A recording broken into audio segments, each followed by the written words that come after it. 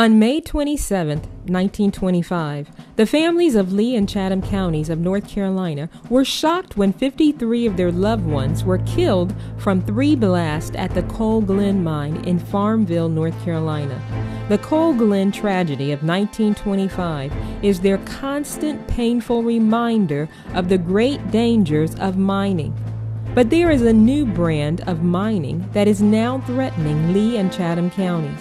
They are targeted as ground zero for hydrofracking, a very dangerous and controversial method of the extraction of natural gas. Many of its citizens have unified to stop this disaster from coming to their community. They don't want to experience another tragedy that has the potential to destroy many lives and their beautiful environment.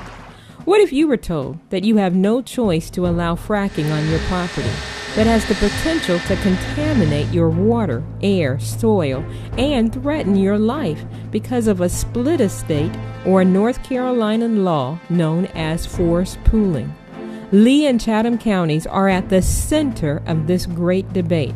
On this episode of the League Spotlight, community organizers from the Blue Ridge Environmental Defense League traveled to the Cumnock community at the Deep River Park, location of the historic Camelback Bridge that stretches across Lee and Chatham counties, to get first-hand testimonies of Lee and Chatham County residents who are directly affected by this great debate. You will also learn more about a split estate and forced pooling. A split estate is where at some time in the life of the property that the surface rights and the mineral rights have been severed. And what that means is that the mineral rights trump the surface rights. In other words, whoever owns the mineral rights cannot be prevented from getting whatever the resource is below the ground, whether it be gas or oil or some other kind of stone or any of that kind of thing. But here in particular it's gas, because this is in the heart of the Deep River Basin, which is widely considered to be ground zero for fracking in North Carolina. My neighborhood is almost 100% split estate, meaning almost 100% of us do not own our mineral rights. And almost 100% of us were not totally aware of that until this issue came to the forefront, because as I've learned through trying to research and look at what I own and what I don't own, when property is, the way I understand it, when property is handed down from one generation to the next, which is what happened with most of us, many times they don't do a full search of the deed. So as it was passed down, most people didn't know that they didn't really own their mineral rights. So as Lee County's done a great job of identifying mineral rights, where they are, who owns them. So we were able to find out in the last 2 years who owned our mineral rights. No, I do not own mine. None of my neighbors own theirs. One thing about split estates right now, there are no requirements for a surface use agreement. And what a surface use agreement would do would be that the mineral owner or the operator, potential operator, would have to come to the surface owner and get their agreement, a signed agreement, to allow development on the surface of the land. Right now it's not required. And until there are things in place, essentially you can't stop them from doing whatever development that they need to do on your property. There's been a deafening silence at the state level, like I said, about this issue, which, you know, it's a very controversial issue and nobody wants to touch it. But in the meantime, people are being left out, potentially left out in the cold. And so, like I said, they're having to organize to protect themselves. I do not own my mineral rights, which shocked me to pieces because I thought I did. I feel vulnerable, and I think it is terrible that the mineral rights were bought in the late 30s and 40s by someone who bought 2,000 and some acres of mineral rights, and none of us knew. I think that's unethical and immoral. I would like to have some means of protecting my property, because I know if fracking comes, they can put pipes under my whole house to have the fracking take place. Lee County is unique in North Carolina in that it has almost 9,000 acres of split estates, which makes landowners very vulnerable, and renters even more so. We have been told not to be so emotional. I am very emotional. I'm emotional when I feel like I may be losing what I chose as my way of life. I chose to be back here in Cumnock. I chose to be in rural America. I choose to pay the taxes on the land that will have no say about what happens. So I do feel very violated. My concern with the fracking is that people who do not want to be fracked, want absolutely nothing to do with it, are going to have nothing to say about whether or not a drilling company comes in and takes over their property.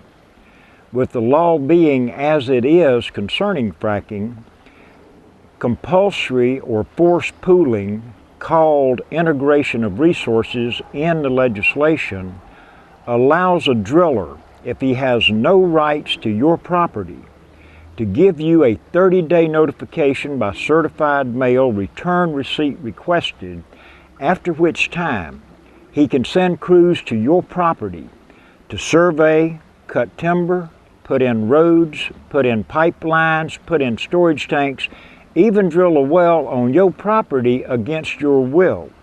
The same legislation also makes you, the landowner, responsible for the worker's safety while they're on your property. Your homeowner's insurance will not cover you because these people are not your guests. They are engaged in a commercial enterprise. If you have farm liability insurance to cover people working for you, this is not going to cover you because these people are not your employees.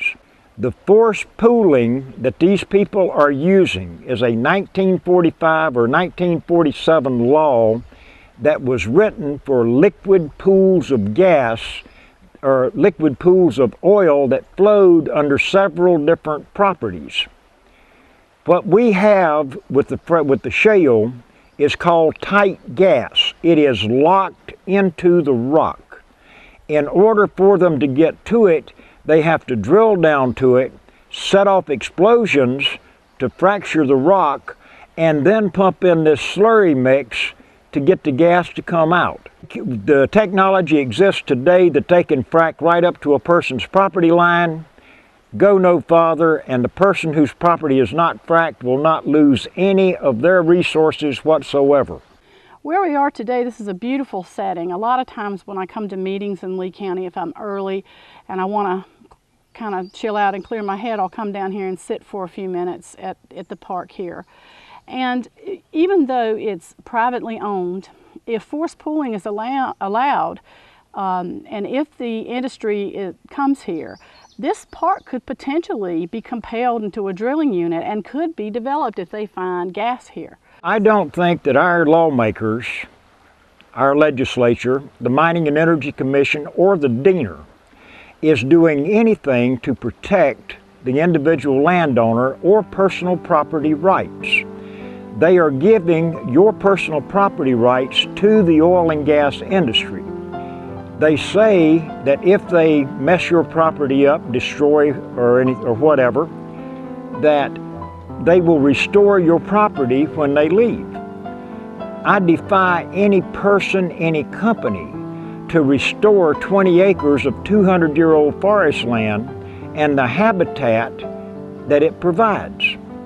As I sat through literally hundreds of hours of meetings of the Mining and Energy Commission, we kept hearing over and over again how this industry should not be singled out for special restriction. However, it should be singled out for absence of regulation.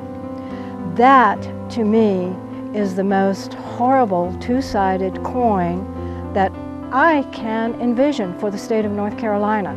So do I think that citizens are going to be protected? Not at all. Not at all.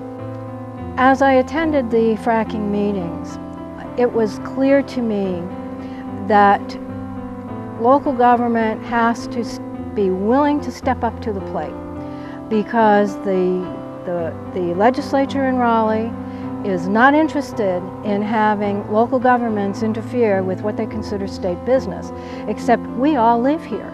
Everyone lives at the local level. They do not live at the state level. They live in their community, in their neighborhood, in their town, in their county. That's where government and democracy totally have everything to do with your quality of life. That communities have to organize in order to protect themselves, and that's where the strength is. And I think that one thing that has been precious to me is to meet people in communities, such strong, intelligent, loving people who don't deserve this kind of abuse, which is, to me, that's what it is abuse of power. And coming together and working together towards the same issue is just going to strengthen a community. So that's the good side of it. The Coal Glen tragedy of 1925, I'm afraid, is not going to be the only disaster that we will see with fracking. The increased truck traffic, there are so many things that will affect our community and will affect those to come. The environment, explosions, the flaring. I mean, there's potential for so many things that could happen with this new brand of mining. And those potentials are here for us. For more information about fracking, split estates, and forced pooling, go to bredl.org. That's BREDL.org.